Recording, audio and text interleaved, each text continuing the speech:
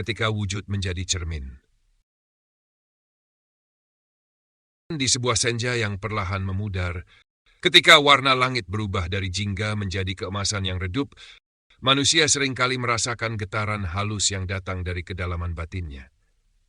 Ada bisik kecil yang mendesak agar kita berhenti sejenak dari hiruk-pikuk kehidupan sehari-hari. Bisik itu berkata, "Dengarkanlah dirimu. Lihatlah apa yang telah engkau kejar. Renungkan apa yang telah engkau tinggalkan." Pada saat-saat seperti inilah, kata-kata para arif seakan pulang kembali ke telinga kita. Salah satunya adalah kalimat yang sering menggugah hati para pencari jalan. Al-wujuduka zanbun la yuksiluhu illa al-maut. Keberadaanmu adalah dosa yang tidak dapat dibasuh kecuali dengan mati. Namun, kematian yang dimaksud bukanlah kematian jasad, bukan tubuh yang berhenti bernafas, tetapi kematian ego, keheningan dari kesombongan dan runtuhnya tembok keakuan yang menyelimuti batin manusia. Mari kita berjalan perlahan, sembari membuka lembaran-lembaran kehidupan kita, agar makna yang dalam ini dapat menyentuh ruang yang paling senyap dari diri kita. Bagian pertama, wujud yang penuh debu. Setiap hari, manusia berjalan dengan berbagai beban yang tidak terlihat. Ada yang membawa cemas, ada yang membawa amarah, ada yang membawa keinginan untuk diakui, dan ada pula yang tanpa sadar membawa luka yang telah lama ia pendam. Lihatlah bagaimana seorang pegawai kantoran memulai harinya. Ia bangun dengan tubuh yang letih, lalu terburu-buru menyelesaikan pekerjaan rumah tangga. Ia mengecek pesan yang menumpuk, membalas, mengeluh dalam hati, dan bergegas pergi. Di kantor ia tersenyum, namun hatinya terhimpit oleh tekanan. Ia ingin dihormati, ia ingin dianggap penting, ia ingin dipuji atas kerja kerasnya. Di sisi lain, seorang pedagang kecil yang membuka lapaknya sebelum matahari muncul juga memikul beban. Ia khawatir dagangannya sepi. Ia khawatir pendapatannya tidak cukup. Ia khawatir tidak ada yang memahami perjuangannya. Setiap manusia memikul wujud. Dan wujud itu, dalam kacamata para arif, adalah tabir yang menghalangi seorang hamba dari Tuhannya. Maka kalimat al-wujudu kadzanbun bukanlah celaan. Ia adalah undangan yang lembut untuk menyadari bahwa diri kita yang penuh pamrih, inilah sumber keruh yang selalu menutupi cahaya rohani dalam dada. Bagian kedua, dosa yang bernama aku. Dalam kehidupan sehari-hari, kita sering merasa tersinggung saat tidak dihargai. Kita kecewa ketika orang lain tidak mengerti perasaan kita. Kita marah bila usaha kita tidak dilihat. Padahal, akar dari semua itu hanyalah satu. Kita merasa diri ini harus diperhatikan.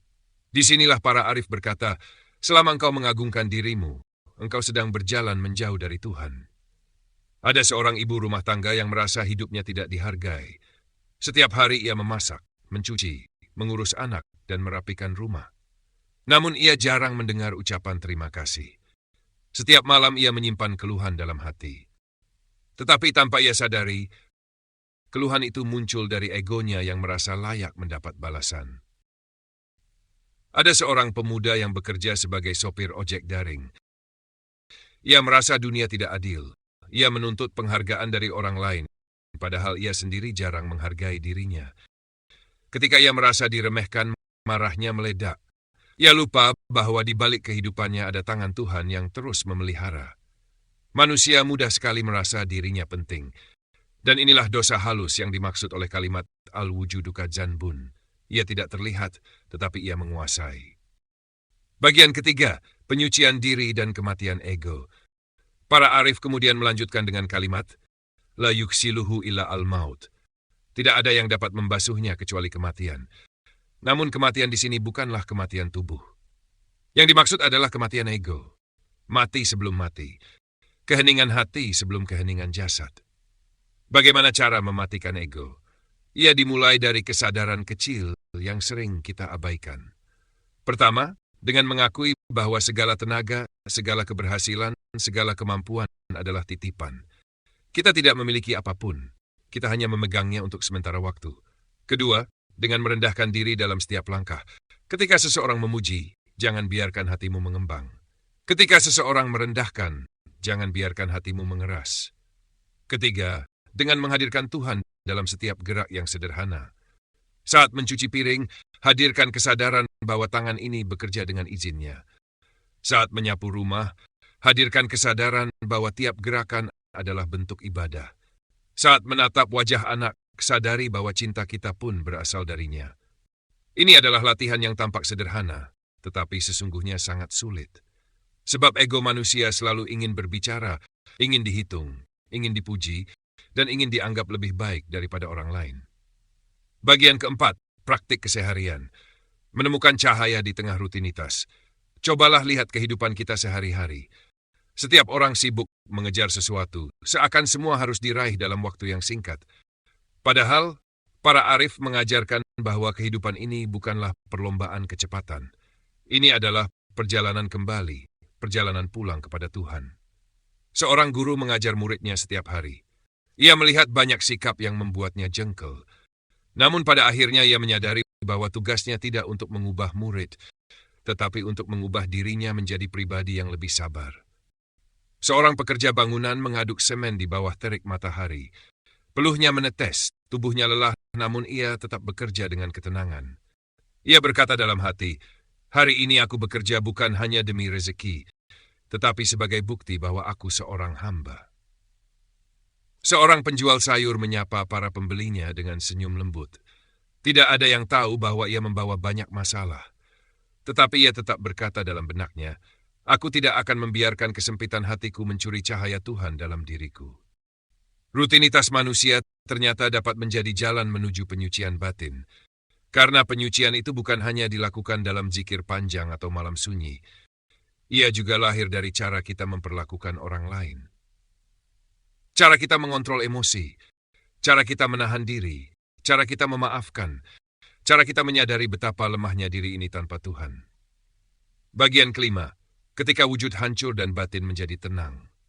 Pada akhirnya, kalimat al-wujuduka dzanbun la yuksiluhu illa al-maut mengajak manusia menuju keheningan terdalam.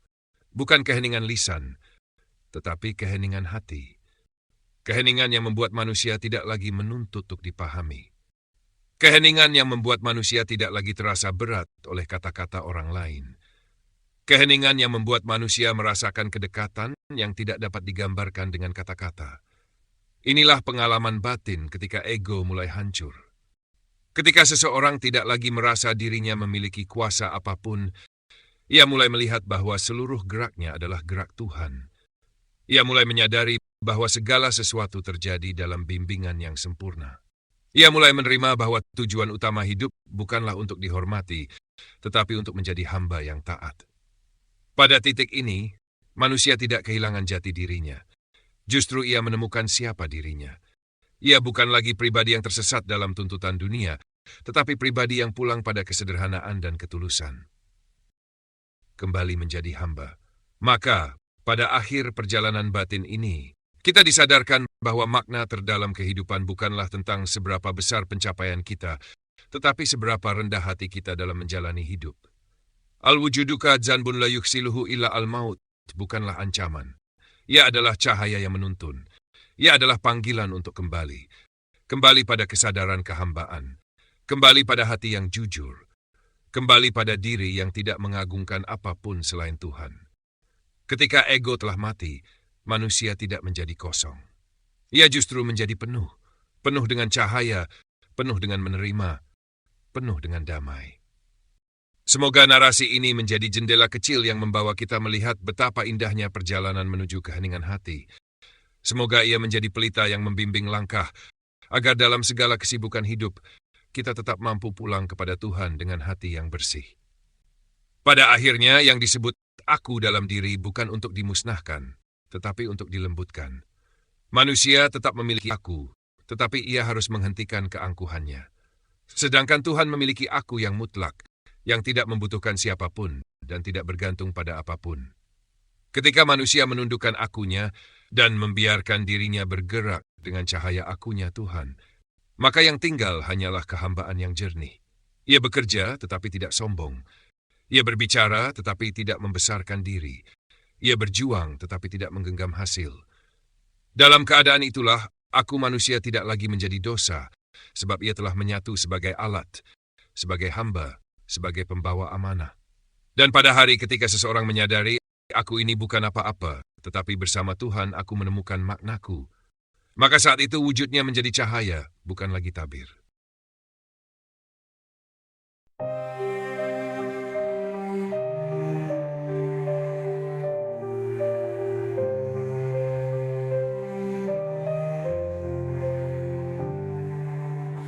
Ku pandang cermin wajah itu, tanya mengapa langkahku semu. Bukan orang lain yang menghalangiku, ternyata diriku lawanku yang satu. Ketakutan yang ku buat sendiri, harapan tumbuh tapi sering mati. Ego nafsu membelenggu hati. Bagaimana caranya aku berdamai lagi? Musuh terbesarku adalah aku, yang kadang lupa tak tahu arah tuju. Mencari jalan keluar, semua ada di sini. Orang batinku harus ku taklukkan sendiri. Ku kuat alasan waktu tak cukup, padahal ku tahu semua itu bohong belaka. Mimpi tergantung di langit yang jauh, tapi aku yang memilih untuk tak menyentuh. Kebiasaan buruk menghakimi diri, mengubur cahaya yang dulu berseri. Namun ku sadar masih ada harapan. Jika aku mau, pasti ada jalan. Musuh terbesarku adalah aku, yang sering lupa siapa aku yang dulu. Melawan rasa malas, bangkit berdiri. Aku bisa menang jika ku percaya hati. Ku genggam doa, ku raih cahaya. Dalam kesunyian aku memulai, dengan iman, usaha dan cinta. Musuhku kini jadi temanku selamanya. Musuh terbesarku adalah aku, tapi kini ku tahu ku bisa melampauinya. Jalan masih panjang tapi ku tak sendiri. Allah bersamaku memberi cahaya di hati. Ku melangkah maju tanpa rasa penyesalan. Perang telah selesai, damai kini ada.